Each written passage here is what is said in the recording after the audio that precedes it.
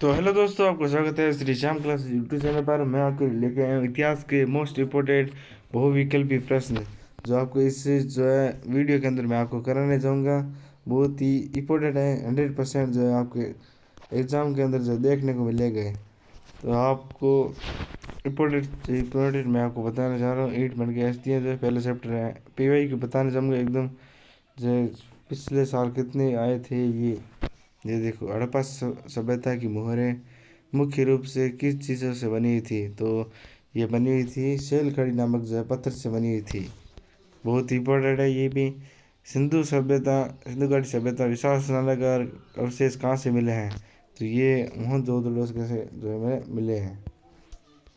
और हड़प्पा सभ्यता का उत्खनन खोज सबसे पहले किसने किया था? जो हमारे किए थे हड़प्पा सभ्यता के जो है खोज 1921 के अंदर जो है इन्होंने की थी, दयाराम साहनी के द्वारा की गई थी। ठीक है, तो गोदीवाड़ा बंदरगाह साक्ष्य हड़प्पा सभ्यता है किस स्थल मिला है? तो लोथल से मिला है। हमें कहाँ से मिला है? लोथल से के अंदर मिला है। और भारतीय पुरातत्व सर्वेक्षण ASI के पहले डायरेक्टर जनरल कौन थे? तो ये पहले थे अलेक्जेंडर कनिंघम थे। बहुत ही इंपॉर्टेंट है, याद रखना। ये घुमा कर भी पूछ सकते हैं आपको। और जुते हुए खेतों की साक्ष्य कहाँ पर मिले? तो आपको याद रखना, राजस्थान कालीबंगा। राजस्थान का पेपर RBSA का होगा, तो 100% चांस होगा इसका पूछने का 2026 के अंदर। इम्पोर्टेंट है, याद रखना, 2026 के अंदर पूछा जा सकता है। और मोहनजोदड़ो का उत्खनन किसने किया था? तो राखालदास बनर्जी के द्वारा जो है किया गया था। राखालदास बनर्जी ने किया था, 1922 के अंदर किया गया था। ठीक है, तो चलो। सिंधु घाटी सभ्यता के लोग किस धातु से अपरिचित थे? कौन से धातु से परिचित थे? तो लोहे से परिचित थे। मोस्ट इम्पोर्टेंट क्वेश्चन 2022 के अंदर जो है पूछा गया है, ये क्वेश्चन है। तो अभी 2026 के भी अंदर आ सकता है। हड़प्पा लिपि के बारे में कौन सा कथन सत्य है? तो ये दाएं से बाएं लिखी जाती हैं। 375 से 410 कितने लंबे अभिलेख है इसके अंदर। और हड़प्पावासी तांबा मुख्य रूप से कहाँ से प्राप्त करते थे? तो खेतड़ी राजस्थान से प्राप्त करते थे। ये भी इम्पोर्टेंट है, 2026 के अंदर पूछ सकता है। बहुत इंपॉर्टेंट क्वेश्चन बता रहा हूँ आपको, देख लो।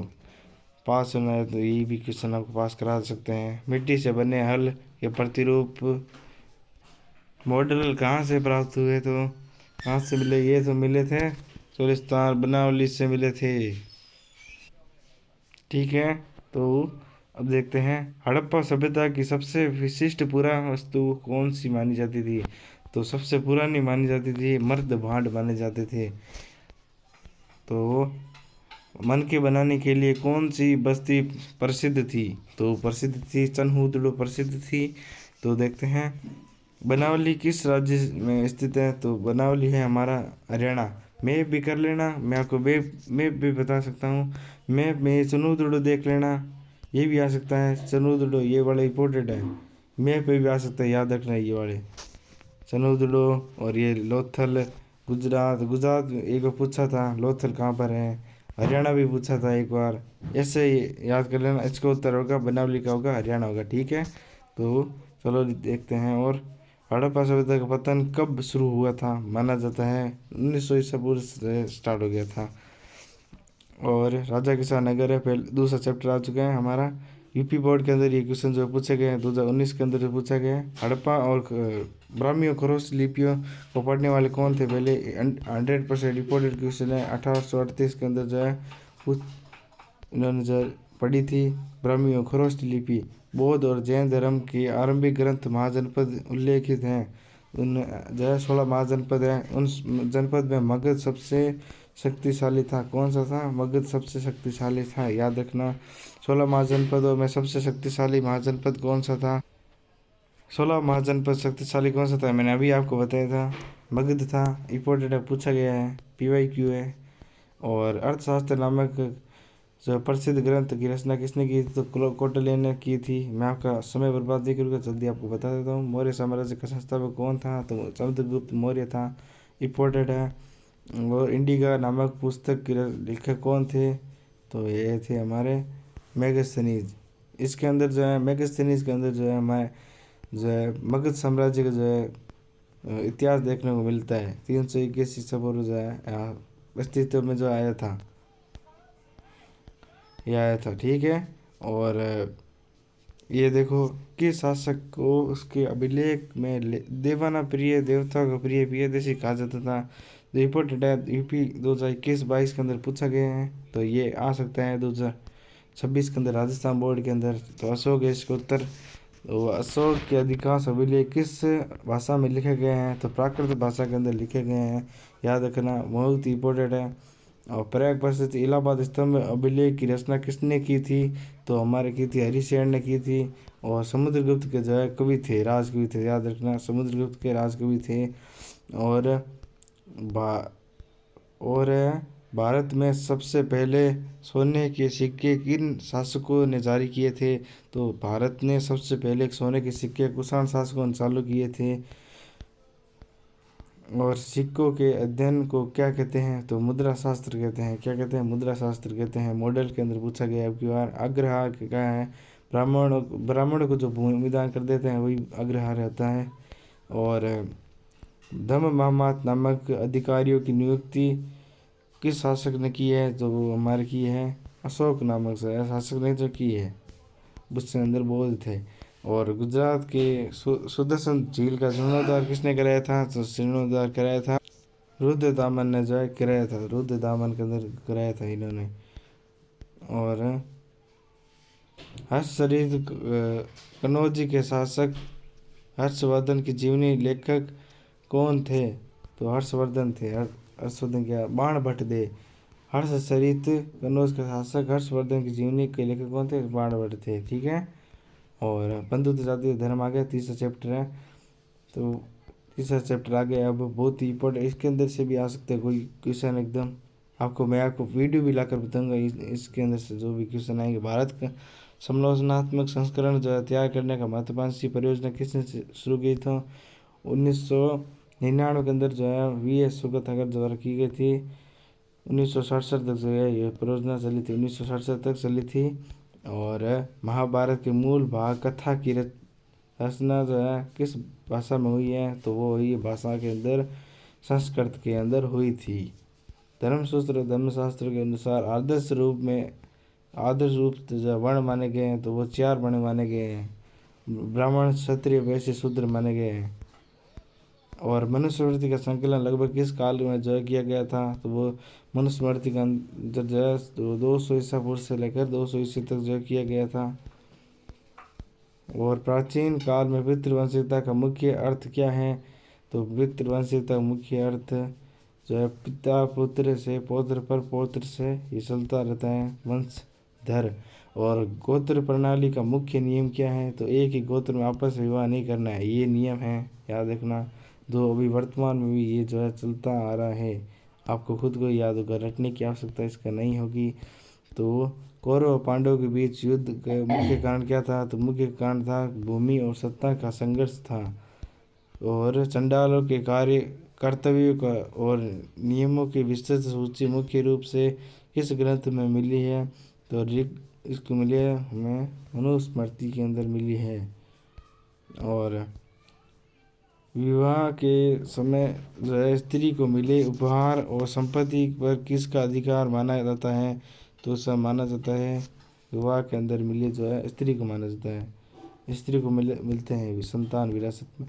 और चीनी यात्री ने लिखा था अस्पृश्य चंडालों में सड़क पर चलते समय करताल बजाकर जो है अपने आने की सूची देते थे, वो दिया था फासियान ने जो है दिया था, फासियान ने जो दिया था। ये कब आया था ये पूछ लेते, 5वीं शताब्दी के अंदर आया था, 5वीं शताब्दी के अंदर आया था फासियान। और क्या आरंभिक समाज में राजा बनने का चाहे? इसका उत्तर होगा, इसका तो दूसरा होगा, ठीक है। आरंभिक भारत में राजा बनने का अधिकार केवल क्षत्रिय को ही था? नहीं, इसका उत्तर होगा नहीं, ब्राह्मण अन्य वर्ग में जो है शासक बने थे, शुंग, कर्ण और सातवाहन थे। जैसे आपको अनूठा ब्राह्मण क्षेत्र बताए थे। सातवां शासकों की एक प्रमुख विशेषता क्या थी? वे एक अपने माता का नाम जो है लगाते थे, उसका नाम क्या था? गौतमी पुत्र श्री सातकर्णी, गौतमीपुत्र श्री सतकर्णी था। गुरु द्रोणाचार्य ने किस वर्ग के होने के कारण एकलव्य का जो बताया था कि कौन सा वर्ग बताया था, तो एकलव्य को निषाद वर्ग से बताया था, वनवासी था और शिकारी समुदाय के बताया था उसके अंदर जो। और महाभारत में वर्णित श्लोकों की कुल संख्या लगभग थी 1,00,000 थी। शुरुआत में कितनी थी, तो 10,000 थी। शुरुआत कितनी थी, तो 10,000 थी। 10,000 थी,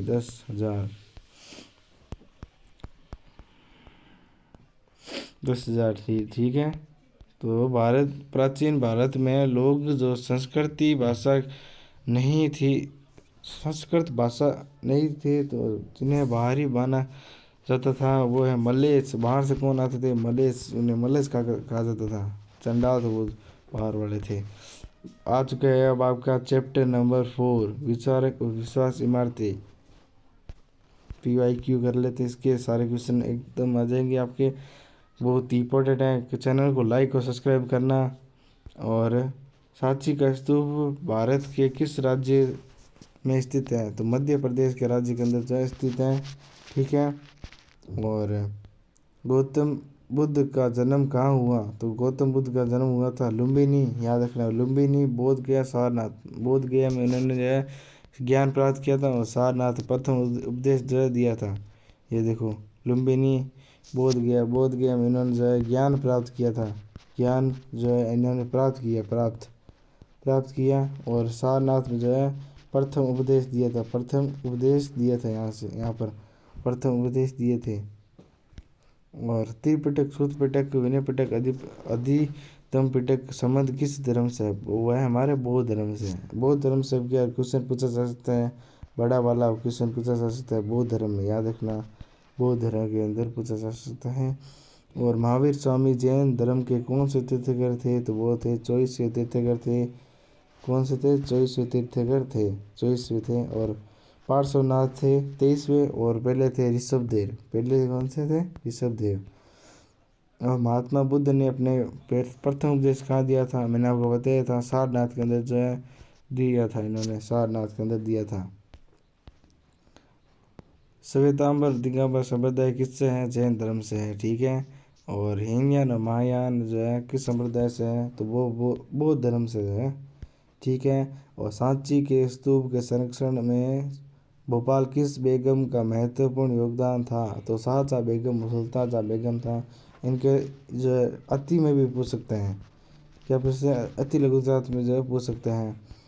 गौतम बुद्ध के बचपन का क्या नाम था, तो सिद्धार्थ नाम था इनका। वर्धमान जो है महावीर स्वामी का नाम था, याद रखना, ये महावीर स्वामी का नाम था। और यहाँ पर और बुद्ध जी का नाम था, ये बुद्ध धर्म का जो है उनका नाम था, महात्मा बुद्ध का नाम था। और ऋग्वेद मुख्य रूप से किन देवताओं की स्तुति प्रार्थना की गई है, तो अग्नि, इंद्र, सोम जो है ऋग्वेद में देवता की जो है पूजा की प्रार्थना की गई है। और स्तूप शाब्दिक अर्थ जो है क्या है, उसका अर्थ है जो है टीला है। और जैन धर्म के प्रथम तीर्थकर कौन माने जाते थे, तो ऋषभदेव पहले माने जाते थे, मैंने आपको बता दिया। 24वें महावीर स्वामी माने जाते थे, 23वें माने जाते थे पार्श्वनाथ, 23वें माने जाते थे पार्श्वनाथ।